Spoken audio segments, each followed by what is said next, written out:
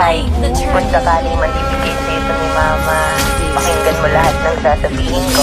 Hindi totoong may iba na ako at may mahal na akong iba. Ginawa ko lang yun para magalit ka at kamuhian mo ko at pumayag ka sa favor ko. Though successful naman yung pagpapanggap ko kasi pumayag ka. Pero sana kung maririnig mo to, gusto kong mag-sorry.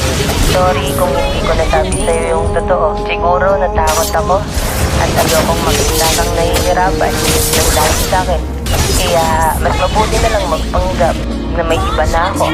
Alam mo, sobrang thankful ako kasi may nakilala akong kagaya mo. Sobrang mahal ako.